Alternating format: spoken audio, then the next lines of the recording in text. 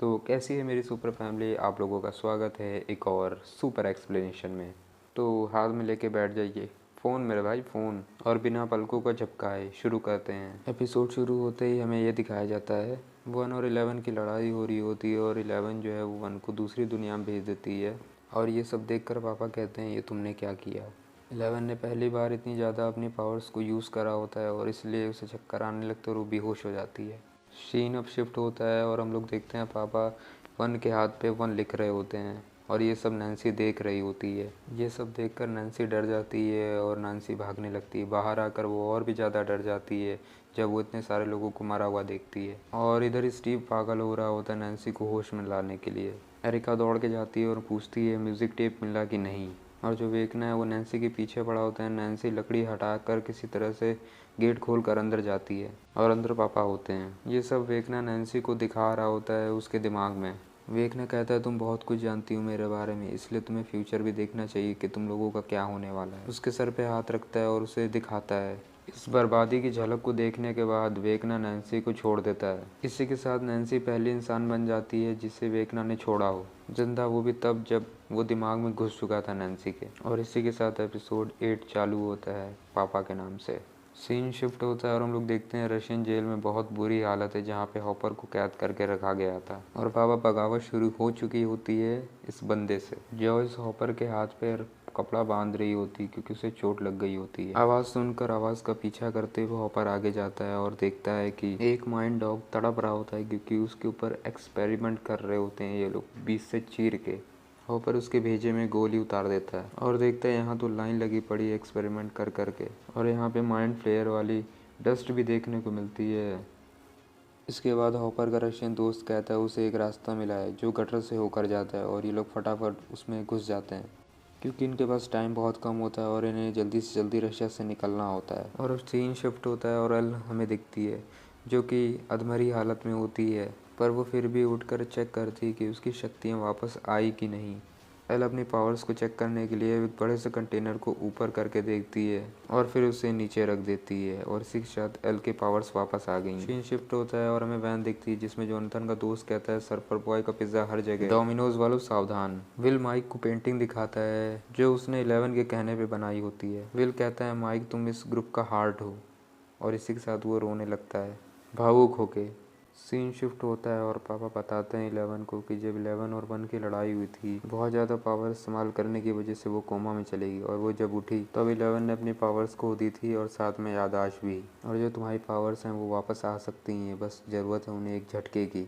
और इसके साथ साथ उस लड़ाई में 11 ने उस दिन दूसरी दुनिया का दरवाज़ा भी खोला था और पापा को यही लगता था कि हेनरी उस दुनिया के अंधेरे में कहीं छुपा हुआ है। और उन्हें ये मर्डर फाइल्स देख के विश्वास हो जाता है कि ये हेनरी ही है, इन सब के पीछे 1 का ही हाथ है। और बताते हैं कि जो हेनरी है वो दोनों दुनिया के बीच में दरार डाल रहा है। एक टाइम पे इतना ज़्यादा प्रेशर बनेगा कि उल्टी दुनिया सीधी दुनिया में आ जाएगी। 11 एक कमरे में आकर ध्यान लगाती है और वो ये देखती है कि जो उसके दोस्त हैं वो वेतना को हराने के लिए प्लान बना रहे हैं। और उनका प्लान ये होता है कि मैक्स को चारा डालेंगे। वेकना जब मैक्स के माइंड को कंट्रोल करेगा तब उसकी बॉडी डिफेंसलेस होगी और उसी वक्त उसके ऊपर अटैक करके उसे मार देंगे। प्लान सुनकर एल ये सोच रही होती कि एल के बिना वेकना का सामना ये लोग कैसे करेंगे और ये लोग वेकना के हाथों मारे जाएंगे। सीन शिफ्ट होता है रशिया और हम लोग देखते हैं हॉपर गटर से बाहर आ रहा होता है और उसके साथ साथ पूरी पलटन भी बाहर आ जाती है बच के। खटारा वैन को ये लोग फरारी बना के गेट तोड़ के निकल जाते हैं और इसकी खुशी देखो यार इस बंदे की, ये होती है असली खुशी आज़ादी की। हॉपर यूरी से कहता है कि हमें यहाँ से बाहर निकालो, पर यार यूरी को अभी भी सौदे करने होते हैं। वो कहता है मुझे अपने पैसे दो और उसे नहाने दो, तब वो यहाँ से इन लोग को बाहर निकाल देगा। ये सुनकर रशियन का दिमाग गर्म हो जाता है और वो कहता है चुपचाप कर वरना गोली मार दूंगा। सीन शिफ्ट होता है और स्टीव की टीम वॉर जोन जाने के लिए रेडी होती है और ये लोग निकल पड़ते हैं। एडी जो है वो मास्क लगा के जा रहा होता है कि कोई उसे पहचान ना ले। और अगली बार आप लोग भी अपनी गाड़ी की खिड़की बंद करें सही से, वरना ये हो सकता है। ये लोग कैरावैन चुरा लेते हैं और निकल पड़ते हैं अपने मिशन पे। सीन 11 पे शिफ्ट होता है और डॉक्टर 11 को समझा रहे होते हैं ये तुम्हें करने की ज़रूरत नहीं है अगर तुम्हें सच में तुम्हारा मन नहीं है। उतने में पापा आ जाते हैं और कहते हैं 11 तुम अभी तैयार नहीं हो।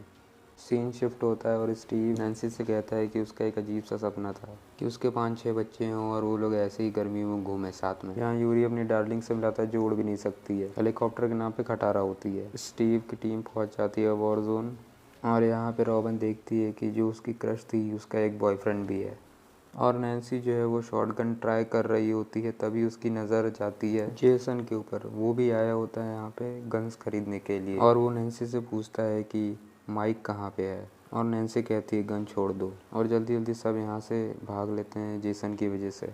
सीन वापस से शिफ्ट होता है जोनाथन के ऊपर। वो गाड़ी का ज़ोर से ब्रेक दबाता है चेक करने के लिए कि वो लोग गलत डायरेक्शन में तो नहीं जा रहे हैं। इतने में अपने नशेड़ी भैया को कुछ दिखता है और वो कहते हैं जल्दी तुम लोग दौड़ के यहाँ आओ, जल्दी जल्दी।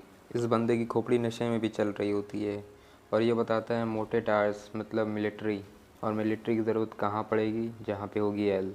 पापा गार्ड्स को हुक्म देते हैं कि डॉक्टर को बंदी बना लो और एल को फिर से समझाते हैं कि तुम अभी तैयार नहीं हो और तुम्हें यहीं रहकर अपने ऊपर और मेहनत करनी चाहिए। एल नहीं सुनती है और दरवाज़ा तोड़कर जाने लगती है। तभी पापा इंजेक्शन उसे लगा देते हैं। एल उन्हें भी उड़ा के फेंक देती है और इंजेक्शन निकाल कर फिर पापा को ऊपर तड़पाने लगती है और थोड़ी देर में एल बेहोश हो जाती है और दोनों लोग नीचे गिर पड़ते हैं। सीन शिफ्ट होता है टीम स्टीव के ऊपर। यहाँ पे ये लोग तैयारी कर रहे होते हैं अपनी जंग के लिए। एडी और डस्टिन मस्ती कर रहे होते हैं और इस सीन में हमें पता चलता है कि एडी जो है डरपोक तो है लेकिन वो दिल का बहुत अच्छा है और डस्टिन से वो कहता है हमेशा ऐसे ही रहना। रॉबिन स्टीव से कहती है कि उसे बहुत बुरी सी अजीब सी फीलिंग आ रही है कि इस बार वो लोग हार जाएंगे, लेकिन फिर भी किसी न किसी को तो ये जिम्मा उठाना ही होगा। सीन शिफ्ट होता है और एल के गले में पट्टा पड़ चुका है जिससे उसकी सारी शक्तियाँ बंध जाती हैं। एल से कहते हैं कि बस यही एक तरीका था। मिलिट्री वाले अटैक कर देते हैं। पापा एल को लेके दूसरे एग्जिट से बाहर भाग आते हैं, पर यहाँ पर हेलीकॉप्टर पे सवार एक स्नाइपर इनके पीछे पड़ जाता है। वो शूट करता रहता है और पापा को एक गोली पैर पे लग जाती है। उसकी वजह से एल और पापा दोनों नीचे गिर जाते हैं और एक गोली पापा के छाती के आर पार हो जाती है और एल को हेडशॉट पड़ने ही वाला होता है कि तभी जोनाथन लोग आ जाते हैं वहाँ पे और एल उठकर खड़ी हो जाती है। हेलीकॉप्टर ज़्यादा हिलने की वजह से ये निशाना नहीं ले पाता और एल पूरा हेलीकॉप्टर नीचे गिरा देती है और एक बड़ा सा एक्सप्लोजन होता है। माइक को देख के एल चौंक जाती है और माइक गले लगा लेता है एल को। जो गले का पट्टा होता है वो अनलॉक हो जाता है। पापा ने उसे रिमोट से अनलॉक किया। पापा अपनी आखिरी सांसें ले रहे होते हैं। एल पट्टे को फेंक के उनके पास जाती है। पापा ये कहते हैं कि एल के ऊपर उन्हें नाज है और एल उनकी फैमिली है और उनकी बेटी है और वो कहते हैं कि उन्होंने जो भी किया वो एल के लिए किया। और सब लोग जल्दी से वैन में बैठते हैं और यहाँ से निकल जाते हैं और इसी के साथ पापा मर जाते हैं। और ये लोग आर्मी के नाम पे कलंक है, ये नहीं कि पीछा कर लें, खड़े होकर जाते हुए देख रहे हैं। स्टीव की टीम अपने प्लान के मुताबिक पहुंच जाते हैं वेकना के घर और ये एपिसोड यहीं ख़त्म हो जाता है। तो सुपर्स तुम लोग चैनल को सब्सक्राइब करो, लाइक करो और कमेंट करो अगली वीडियो किस पे चाहिए। वैसे थॉर के सारे पार्ट का एक्सप्लेनेशन जल्दी आ रहा है।